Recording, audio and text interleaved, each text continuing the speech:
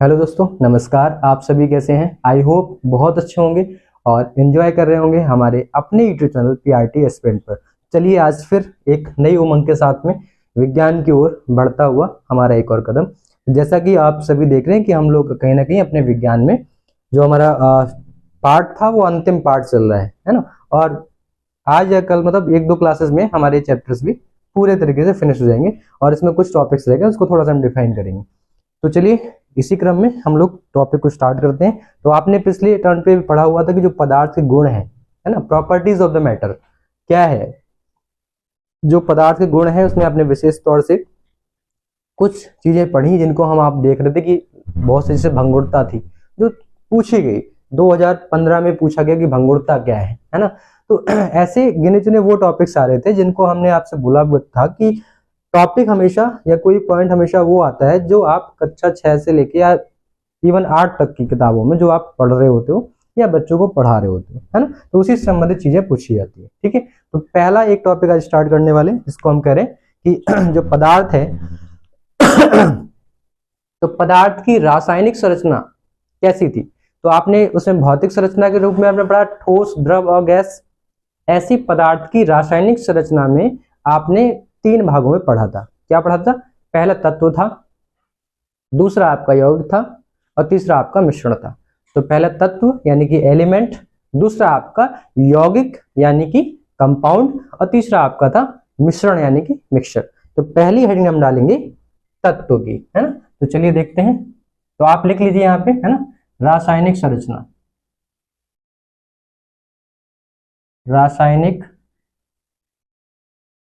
संरचना, chemical composition यहाँ लेंगे। ठीक है, संरचना का वैसे स्ट्रक्चर होता है बट यहाँ पे जो हमें टर्म्स लिखना है, अगर आप इंग्लिश में लिखना चाह रहे हैं तो उसको लिखेंगे केमिकल कंपोजिशन, है। तो या केमिकली स्ट्रक्चर्स क्या होगा, मतलब उसका केमिकली कंपोजिशन क्या है, उसके हिसाब से जो उसकी संरचना बनी है उसके हिसाब से हम क्या करें, इस पदार्थ को 3 भागों में बांटा गया है। या एक छोटी सी लाइन लिख लेंगे, इसके बाद हम हेडिंग पे चलेंगे कि रासायनिक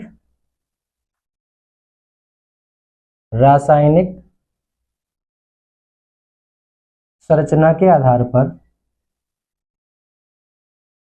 रासायनिक संरचना के आधार पर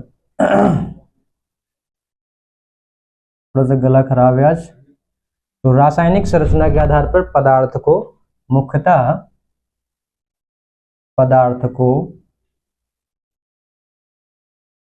मुख्यतः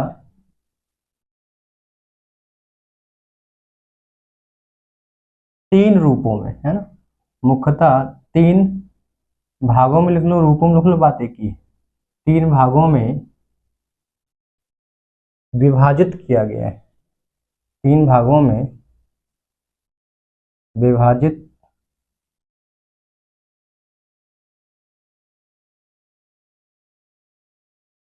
किया गया है। ठीक है, पहला आपका क्या हो जाएगा, पहला आपका तत्व। ये हम लोगों ने इसके पहले जो चार्ट बनाया था, फ्लो चार्ट, उसमें बनाया हुआ था, है ना। ये पहला क्या हो गया आपका तत्व, जिसको आप कहते हो एलिमेंट।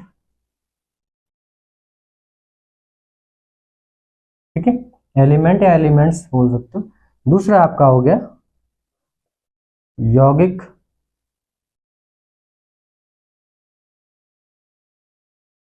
जिसको आप कंपाउंड बोल रहे थे। और तीसरा आपका हो गया मिश्रण,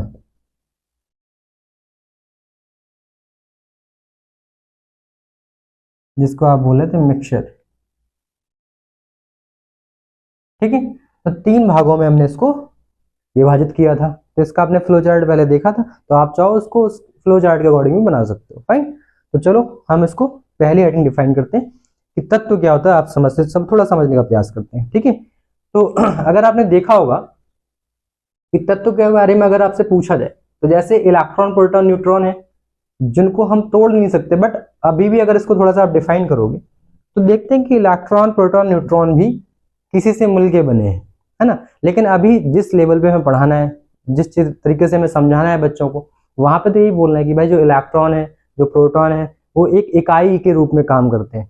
तो ऐसे ही जो यहाँ पे तत्व लिखा है तत्व, तो तत्व भी एक इकाई के रूप में है, मतलब इसको आप तोड़ नहीं सकते, ये किसी से मिलके नहीं बना है, इसकी जो एग्जिस्टेंस है, जो इसका मतलब कह सकते हैं कि ये खुद में है ना, ये खुद में अपने आप में है। जैसे कि हमने बोला हाइड्रोजन, तो हाइड्रोजन किसी से मिलके नहीं बना, हाइड्रोजन खुद है।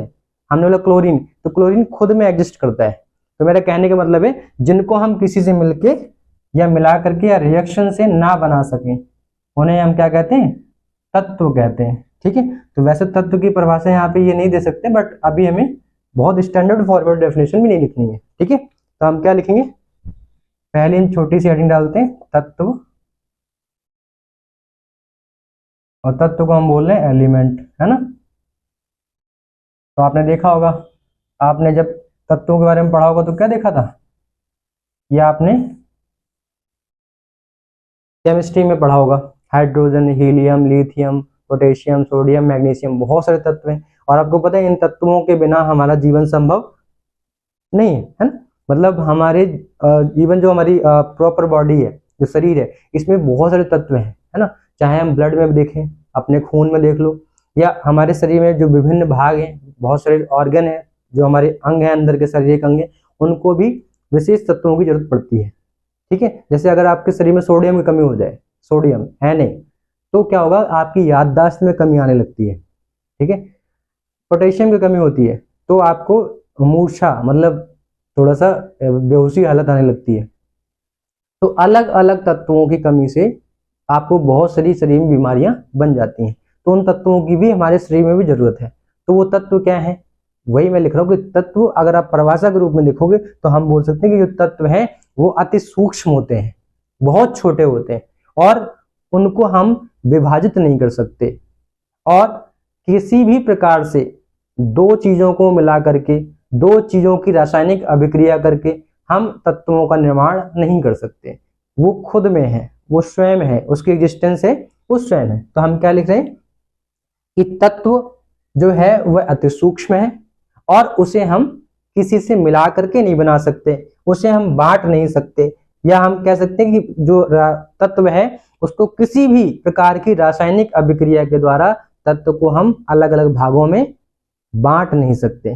ठीक है, तो ये परिभाषा नहीं बोल सकते, एक तरीके से इसकी विशेषता है जिसको हम परिभाषा के तौर पे लिखना है। ठीक है, तो हम क्या लिखेंगे, ये वे पदार्थ हैं, अब पदार्थ ही मानेंगे इसको। ठीक है,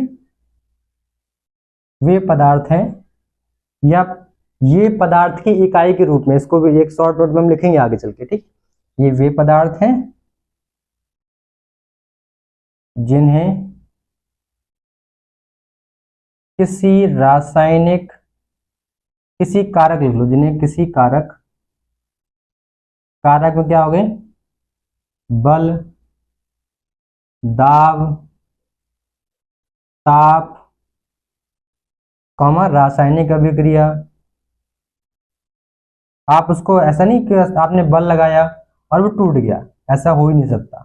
आपने ताप बढ़ाया, वो टूट गया, ऐसा ही पॉसिबल नहीं है। ठीक है, तो बल, दाब, ताप और रासायनिक अभिक्रिया, ये कारक हो गए आपके, है ना। किसी कारक, कारक कौन कौन से, बल, दाब, ताप और रासायनिक अभिक्रिया के द्वारा, के द्वारा अलग अलग भागों में, अलग अलग भागों में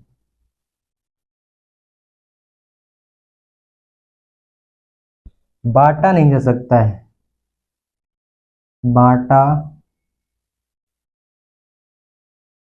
नहीं जा सकता है।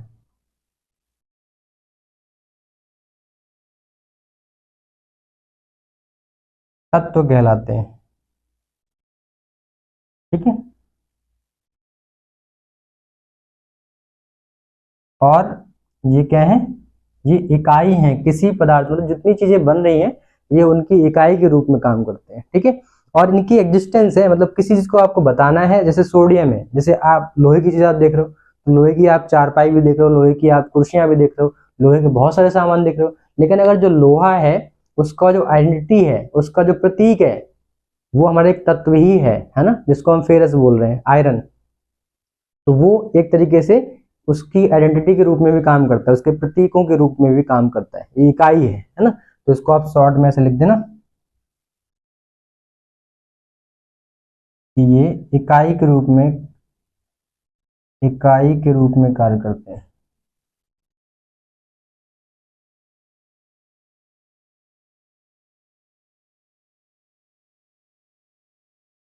ठीक है, चलो इसके उदाहरण क्या क्या हो सकते हैं, उदाहरण में आप लिख दो। अभी आपको मैंने कुछ देर पहले बताया, क्या क्या हो जाएगा, हाइड्रोजन, क्या लिख देंगे, hydrogen,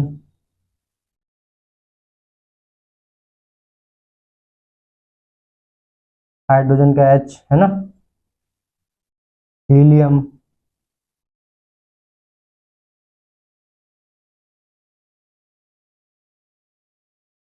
He, neon, oxygen, O2, बहुत सारे लिख सकते हो आप।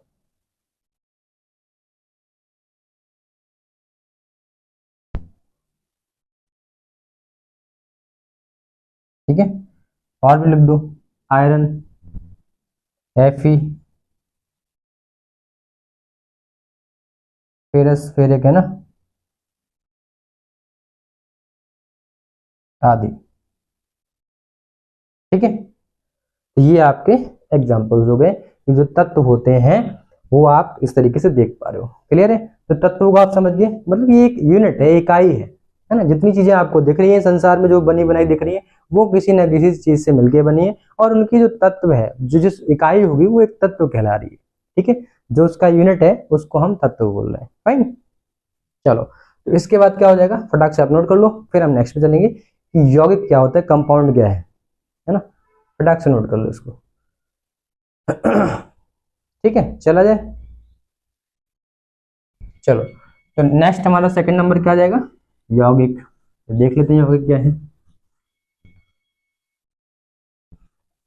यौगिक, तो आप अपने दैनिक जीवन में ऐसे हजारों ढेरों सारे एग्जाम्पल देख रहे होंगे जिन्हें आप यौगिक बोल रहे हो, है ना।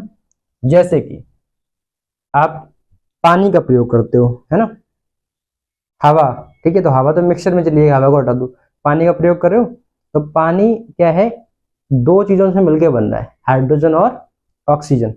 ठीक है, तो हाइड्रोजन और ऑक्सीजन मिलकर के पानी का निर्माण कर रहे हैं, तो H2O फॉर्मेट हो रहा है। तो जो H2O है वो कंपाउंड है।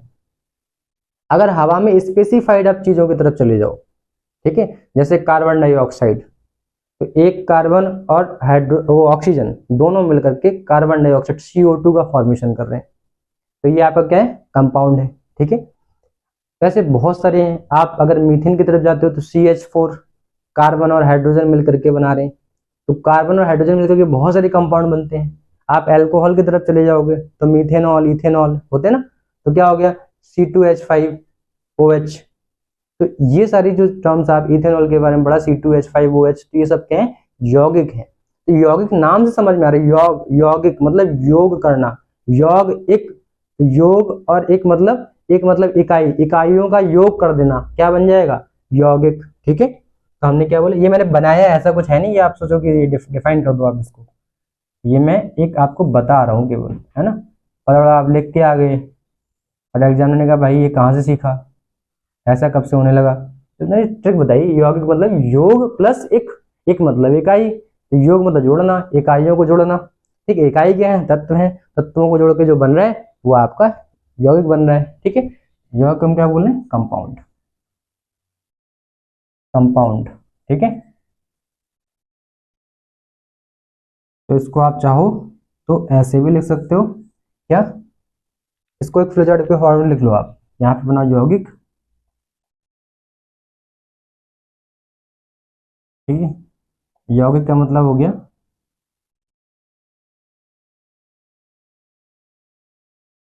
योग एक, ठीक है, एक लिख लो, छोटी है तो छोटी ही रखो, है ना।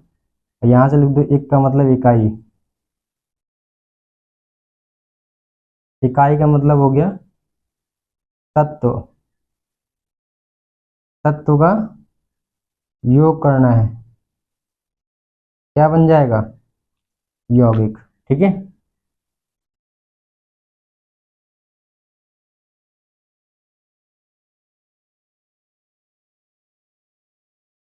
वैसे आप ये पेपर में लिख सकते हो, that's a unique way. Fine. और ये हमारा बन करके क्या बन जाएगा, यौगिक।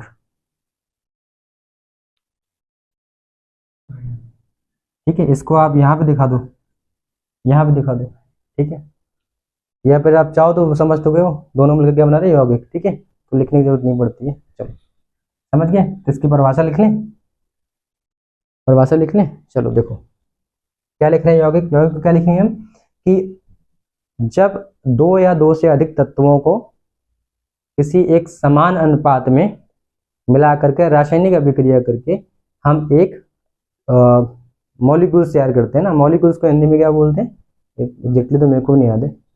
मॉलिक्यूल्स, अणु नहीं, अणु नहीं बोलेंगे। ठीक है, परमाणु नहीं, अणु बोलेंगे, सही तो है। मॉलिक्यूल्स को अणु बोलेंगे, एटम को परमाणु बोलते हैं। ठीक है, तो निश्चित अनुपात का मतलब है ना, तो सेम रेशियो मतलब निश्चित अनुपात। तो हमने क्या किया, एक जो उसकी मात्रा है, जो उसका एक अमाउंट है, जो मात्रा है, उसको हमने समान ले लिया। ठीक है, और फिर दोनों को मिला दिया, तो हमारा क्या बना, यौगिक बन गया, है ना। तो हम क्या करें, इसकी छोटी सी परिभाषा लिख रहे हैं। क्या लिखेंगे, जब दो या दो से अधिक, दो या दो से अधिक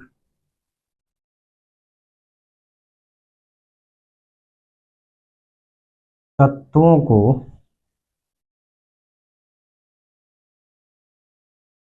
एक निश्चित अनुपात में, एक निश्चित अनुपात या मात्रा, है ना, अनुपात या मात्रा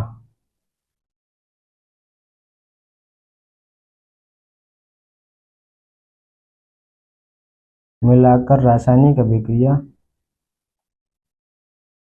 मिलाकर रासायनिक अभिक्रिया के द्वारा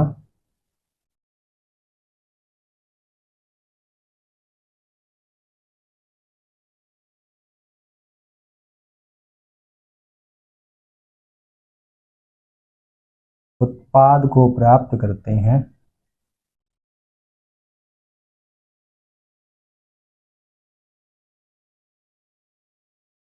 यौगिक कहलाते हैं,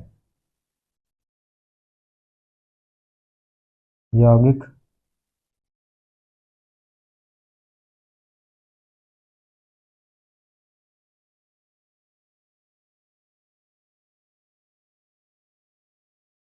ठीक है, आ रही बात समझ में। क्या किया आपने, दो और दो से ज्यादा तत्व आपने लिए और उसकी कोई निश्चित मात्रा ले ली, और उन मात्रा को आपस में क्या किया, मिला दिया, और एक रासायनिक अभिक्रिया हुई।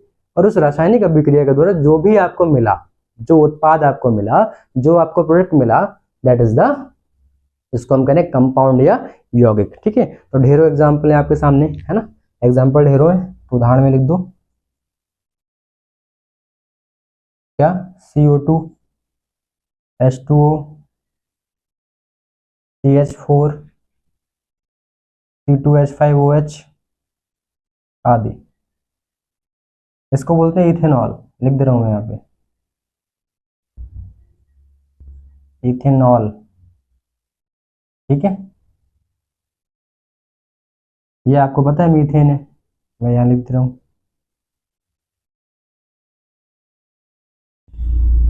ये दोनों तो पता ही है आपको, H2O मतलब जल और CO2 मतलब कार्बन डाइऑक्साइड। क्लियर है, फटाक से आप नोट कर लो, हो गया। ठीक है, चलो इसके आगे चला जाए। तो ये आपने तत्व और योग के बारे में पढ़ लिया, समझ भी गए। देखो, अब ये टॉपिक ऐसे हैं कि इन पे अगर आप वाकई में पढ़ना चाहो तो प्रॉपर इस पे बहुत अच्छे खासे लेक्चर्स जा सकते हैं। ठीक है, लेकिन हमें किसी भी, देखो एग्जाम को देख करके चीजें करनी होती है। ठीक है, तो जो हमारा एग्जाम है, जिस लेवल से हमें पढ़ना है, वो भी हमें देखना पड़ता है। ठीक है, तो उसके लिए मोर देन सफिशियंट है। ठीक है, अगर आप ये लिख के भी आओगे ना, that's a unique way. Fine, तो आपको समझ जाओगे हाँ इसका मतलब ऐसे होता है, तो एग्जामिनर भी खुश जाएंगे, ऐसा नहीं कि नहीं खुश जाएंगे। आप ये लिखोगे साथ में ये बना दोगे। ठीक है, मतलब वाकई में बहुत अच्छा प्रोसेस है। ओके, तो ये आप समझ गए। इसके बाद नेक्स्ट हमारा क्या बच रहा है, एक मिश्रण बच रहा है। वो भी कर लेते हैं। ठीक है, चलो देखो तीसरा पार्ट क्या होगा, मिश्रण। ये तो आपको बहुत अच्छे से पता होगा, इसमें मेरे को बताने की जरूरत अभी नहीं लग रही है। ठीक है, जैसे आपके दिमाग में तुरंत आया होगा कि सर मिश्रण तो बहुत सारे हैं। तो जैसे कि पहले मैंने अभी इस टॉपिक को जब पढ़ाया तब मैंने बोला हवा, तो हवा क्या है, विभिन्न गैसों का मिश्रण है ना।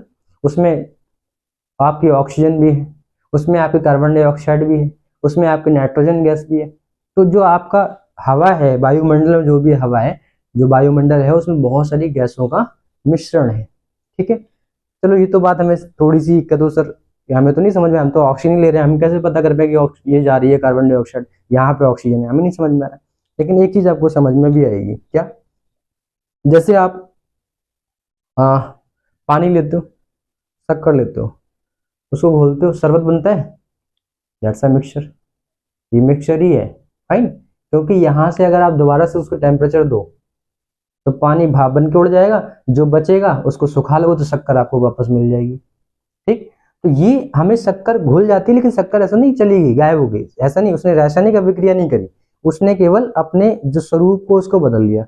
जो वो पार्टिकल था जो बड़ा सा दिख रहा था हमें कण, वो धीमे धीमे धीमे धीमे क्या हो गया, बहुत छोटा हो गया, यानी कि वो अपने छोटे छोटे भागों में टूट के बिखर गया।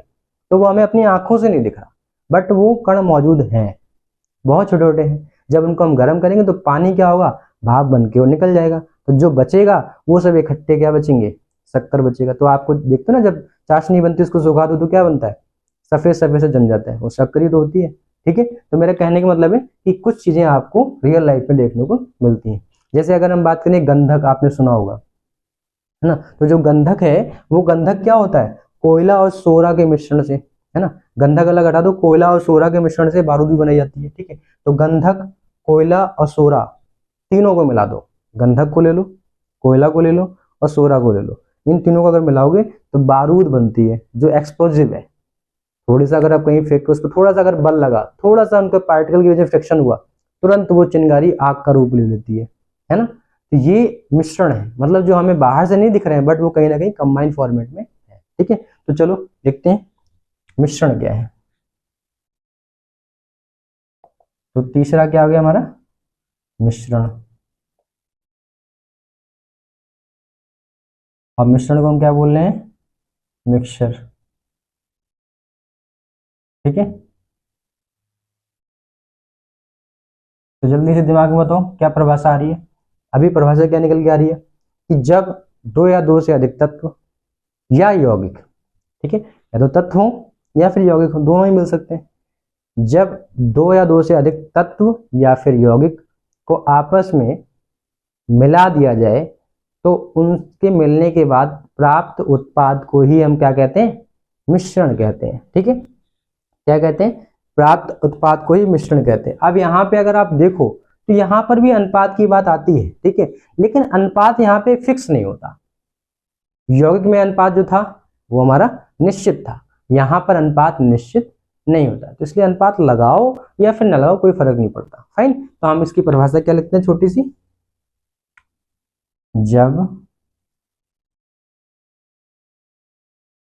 बहुत छोटा लिख गया है, आपको बात समझ में आएगा। जब दो या दो से अधिक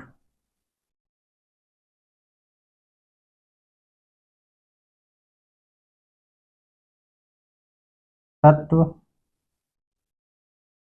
एवं यौगिक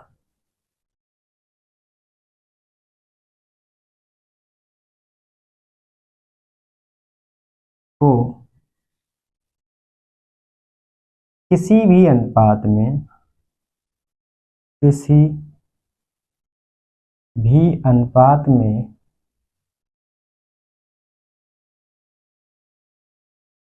मिलाते हैं, मिलाते हैं तो प्राप्त उत्पाद को, तो प्राप्त उत्पाद को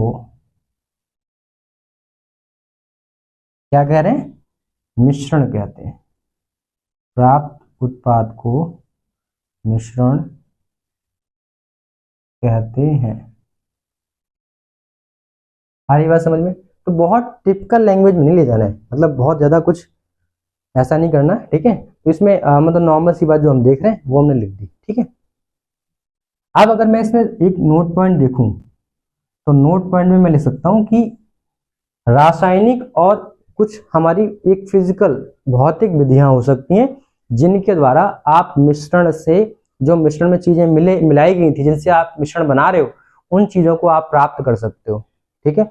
जैसे आपने तत्वों से मिला करके बनाया या आपने यौगिकों से मिला करके बनाया, तो वो यौगिक आप अलग अलग प्राप्त कर सकते हो, जिनसे मिलकर मिश्रण बनाए उनको आप अलग अलग प्राप्त कर सकते हो। और वो रासायनिक विधियां भी हो सकती हैं और वो भौतिक विधियां भी हो सकती हैं, ठीक है। तो हमने क्या लिखा, मिश्रण से, मिश्रण में, ऐसे लिख दो, मिश्रण में, है ना, मिश्रण में क्या कर रहे हैं कि अलग अलग विधि, मतलब भौतिक और रासायनिक विधियों के द्वारा हम मिश्रण में अलग अलग, मिश्रण में भौतिक एवं रासायनिक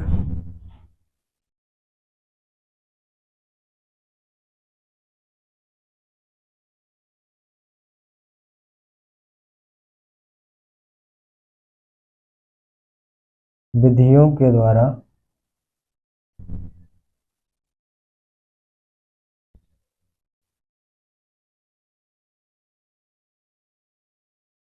इनके, जिनसे मिलके बनने, आप इनको तत्व या घटक बोल सकते हो, इनके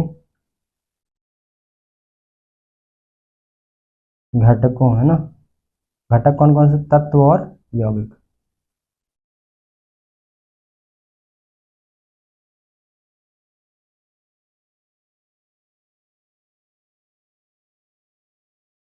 मिश्रण में भौतिक एवं रासायनिक विधियों के द्वारा इनके घटकों को अलग अलग प्राप्त किया सकता है,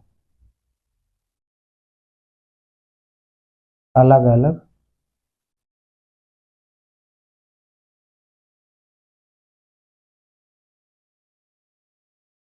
प्राप्त किया जा सकता है,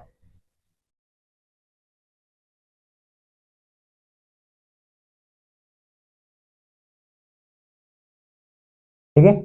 अब इसके एग्जाम्पल लिख लेते हैं, ठीक है। तो इसके एग्जाम्पल क्या क्या हो गए, एग्जाम्पल एक तो मैंने वो शक्कर और पानी वाला घोल होता है वो लिख लो, दूसरा एग्जाम्पल हम यहाँ लिख सकते हैं उदाहरण के तौर पे,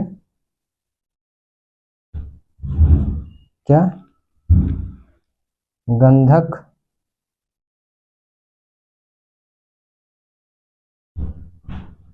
गंधक सोरा और कोयला,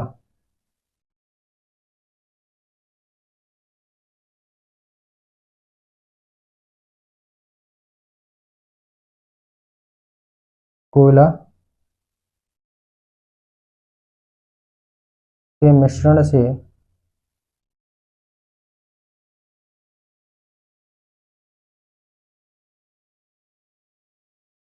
बारूद का बनना, ठीक है। और एक लिख सकते हो हवा, जो हवा है वो एग्जाम्पल है, ठीक है। तो आप लिख सकते हो यहाँ पे केवल हवा, सीधा सा मैं लिख दे रहा हूँ इसके आगे,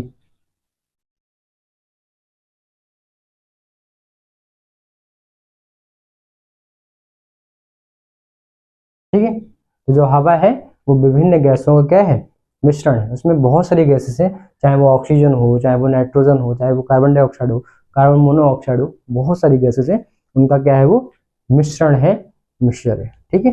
क्लियर है, इतनी बात आपको समझ में आ गई होगी, ठीक है। फटाक से नोट कर लो, ठीक है, हो गया, चले आगे, चलो। तो आपने अभी क्या किया कि जो आपका रासायनिक रूप से, मतलब रासायनिक जो संरचना थी उसके आधार पर पदार्थों को तीन भागों में बांटा गया, और पहला भाग आपका तत्व था, दूसरा आपका यौगिक था और तीसरा आपका मिश्रण था। तीनों ही भागों को आपने देख लिया, अगर आएगा तो आप आसानी से इसको लिख सकते हो, फाइन। चलो, तो एक छोटा सा आपका टॉपिक और है जिसको हम कहते हैं वाष्प और वाष्प और गैस में क्या अंतर है। वाष्प क्या होती है, और गैस, इनके आधार पे दोनों के बीच में अंतर क्या है इसको आपको बताना है। ठीक है, तो हो सकता हो इस वाली टॉपिक पूछ सकते हैं, क्योंकि देखो चीजें जो सबको पता थी, क्वेश्चंस मतलब वैसे घुमा फिरा के यहाँ डीएलएड में आ सकते हैं, लेकिन कंपटीशन में हमेशा वो क्वेश्चंस पुटअप किए जाते हैं जो उसमें से कुछ मिक्सिंग पॉइंट निकल के, जैसे ये पॉइंट अभी लिखा आपने, है ना, गंधक सोरा कोला, तो इसमें आ सकता है ये क्वेश्चन में। ठीक है, कि इसका मिक्सिंग फॉर्मेट में दो दे दिया, एक पूछ लिया कि तीसरा कौन सा इसका प्रोडक्ट है, जो सॉरी घटक है जिससे मिलकर के ये बन रहे हैं, है ना। या हवा का पूछ दिया कि जो हवा में, हवा क्या है, मिश्रण है, यौगिक है, क्या है, तत्व है। तो इस तरीके से क्वेश्चंस थोड़े से घुमा फिरा के पूछे जाते हैं। ठीक है, तो आप थोड़ा जब पढ़ लेंगे तो आई थिंक आपको फिर ऐसा नहीं लगेगा कि ये चीजें आपको नहीं आती है। ठीक है, चलो तो अब हम हेडिंग डालने वाले हैं इसके, बाष्प और गैस में अंतर। ठीक है, तो थोड़ा समझने का प्रयास करते हैं क्या है।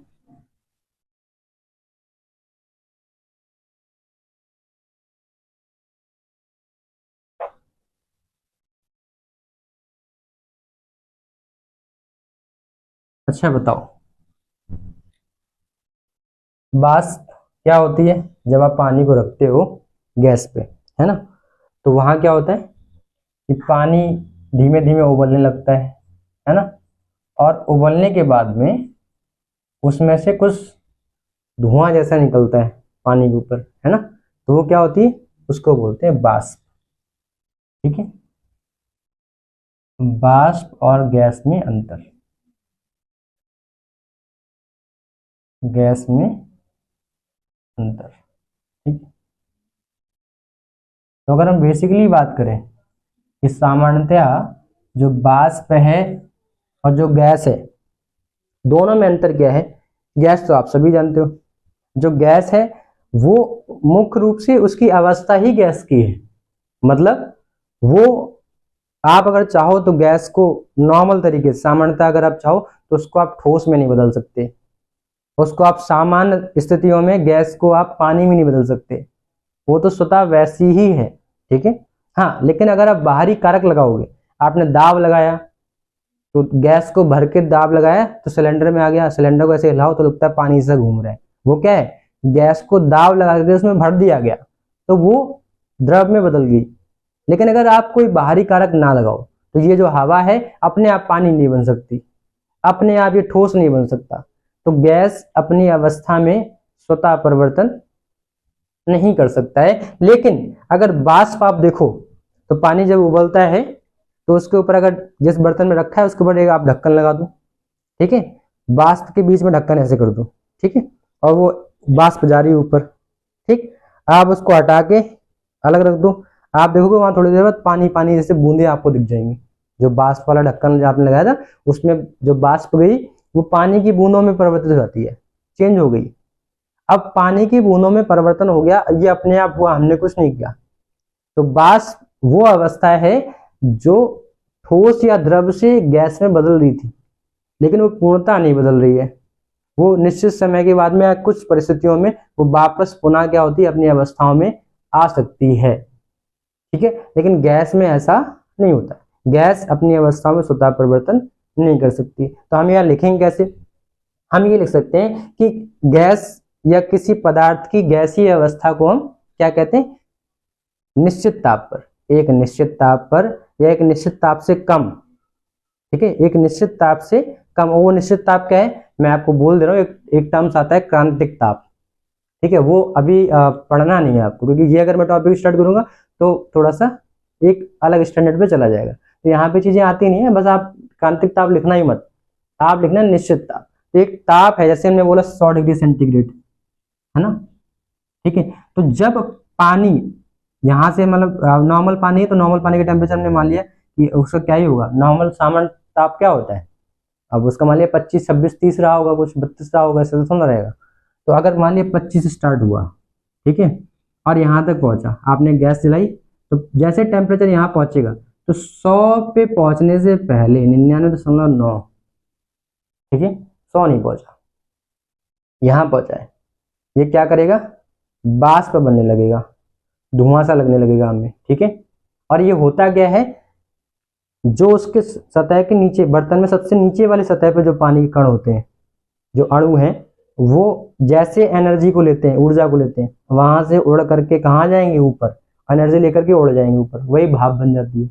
ठीक है, उसको हम बोले हैं भाप। लेकिन जैसे तापमान 100 या 100 से ज्यादा हो गया तो वो फिर बन जाता है पूर्णतः गैस।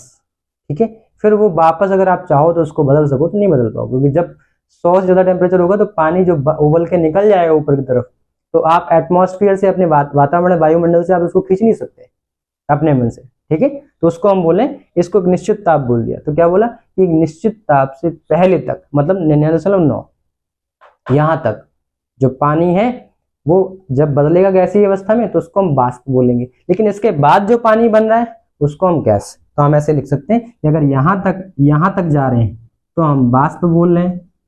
वैसे यहां से नहीं होगा, ये बिल्कुल, ये मान लो 95 के प्लस ऊपर जाओगे तब होगा 99 पॉइंट समथिंग, है ना। और जब इसके ऊपर से अगर चला गया टेम्परेचर तो यहाँ पे जो भी बनेगा वो हमारी प्रॉपर गैस बन जाएगी। ठीक है, तो हम इसकी परिभाषा को क्या लिखेंगे, हम इसकी परिभाषा को लिख सकते हैं कि एक निश्चित ताप पर पदार्थ की गैसीय अवस्था को क्या कह रहे हैं, पदार्थ की गैसीय अवस्था को बोल रहे हैं वाष्प। ठीक है, तो लिख लो, सॉरी, एक निश्चित ताप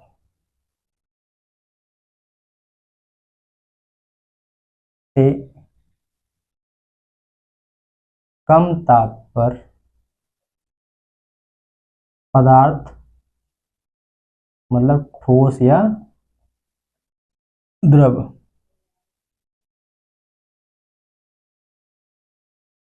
ये गैसीय गैसीय प्रावस्था, गैसीय प्रावस्था, प्रावस्था का मतलब होता है कि प्रॉपर अवस्था नहीं बदली है, वो बदल रही है, अभी चेंजमेंट हो रहा है, उसमें हुआ नहीं है। ठीक है, हो रहा है, बीच का प्रोसेस है, तो उसको बोलते हैं प्रावस्था, प्रावस्था, गैसीय प्रावस्था को वाष्प कहते हैं। ठीक है, आ रही बात समझ में। प्रावस्था का मतलब वो पहुंचा नहीं है, उससे जस्ट पहले बस बदल रहा है, रूपांतरित हो रहा है। जैसे आप लोहे को पिघलाते हो तो लोहा जब पिघलना स्टार्ट कर दे तो वो चीज बात करें प्रावस्था, तो वो जो लोहा आपको पिघला हुआ लोहा मिलेगा, वो मिलने से पहले जब लोहा पिघलने लगे उसको बोलते हैं प्रावस्था, पहले की अवस्था। प्रा मतलब पहले, अवस्था मतलब उसकी पूर्ण अवस्था, जो उस पर पहुंचना है उसके पहले की पूर्व अवस्था। ठीक है, तो हम क्या बोले, इसको हमने बोला वाष्प। क्लियर है, ठीक है। लेकिन गैस को क्या बोलेंगे, गैस का मतलब कि ये पूर्ण अवस्था है, ये प्रावस्था नहीं है, ये अब पूर्ण अवस्था है। ये प्रा है, प्रा मतलब पूर्व, मतलब पहले की, अब क्या कर रहे हैं, पूर्ण अवस्था। तो हमने क्या बोला कि गैस क्या है, गैस पदार्थ की एक मुख्य अवस्था है। ठीक है, तो गैस को जब आप लिखोगे तो क्या लिखोगे, ऐसे लिख दो, गैसीय अवस्था, गैसीय अवस्था पदार्थ की एक पूर्ण अवस्था, पूर्ण अवस्था है। ठीक है, समझ रहे हो बात। ठीक, दूसरा, वाष्प के द्वारा आप अपनी जो प्रारंभिक अवस्था थी, जो ठोस हो चाहे वो द्रव हो, उसमें वापस जा सकते हो सामान्य स्थितियों में, लेकिन गैस से वापस नहीं जा सकते हो। तो आप हैशटैग बना के एक पॉइंट लिख लेना,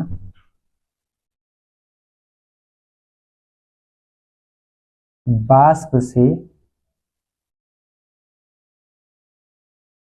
सामान्य अवस्था में, सामान्य स्थिति लिखो, अवस्था नहीं स्थिति, सामान्य स्थिति में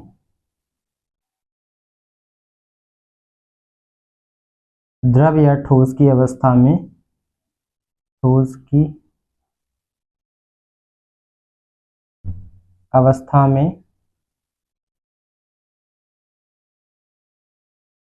पहुंचा जा सकता है, पहुंचा जा सकता है। ठीक है, परंतु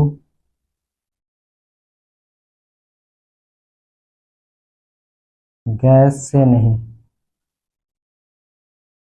समझ गए? मतलब अगर पानी से बाष्प बना है तो सामान्य स्थितियों में बाष्प से पानी आपको मिल सकता है। आपको कुछ करना नहीं है, आप बस शांत हो जाओ, ठीक है। आप गैस बंद कर दो और कुछ नहीं करना, तो बाष्प पानी की बूंदों में मिल जाएगा। लेकिन जो गैस बन चुकी है, जो पानी भाप बन के हवा में चला गया, आपके वातावरण में चला गया, उसको आप सामान्य स्थितियों में पानी के रूप में परिवर्तित नहीं कर सकते, वो अब आपके हाथ से बाहर है। तो वही बोला कि गैस से नहीं हो सकता लेकिन बाष्प से परिवर्तित हो सकता है। तो ये आई थिंक मेरे को लगता है कि मोर देन सफिशियंट है, ठीक है। इतने पॉइंट मोर देन सफिशियंट है जो आप यहाँ पे लिख के आ सकते हो। बहुत शॉर्ट में मैंने बताया और बहुत शॉर्ट क्या है, एक ही पॉइंट में लिखना ही था हमें, ठीक है।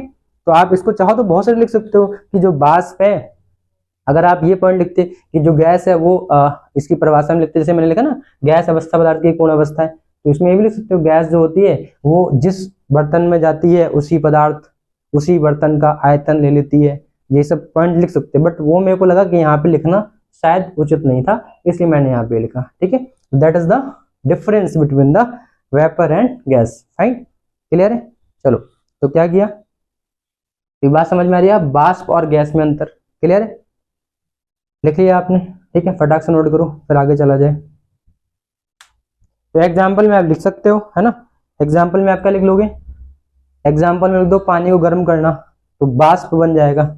मैंने पानी का एग्जाम्पल दिया यही है, तो आप चाहो तो ऐसे लिख सकते हो, दिखा सकते हो, ठीक है। तो इसमें प्लस टेम्परेचर कर देना, 100 से प्लस जाने पे गैस बन जाएगी, ठीक है। तो गैस और बाष्प ये अंतर है, ठीक है। चलो, तो इसके आगे क्या किया जाएगा फटाक से नोट कर लो, फिर हम आगे चलते हैं।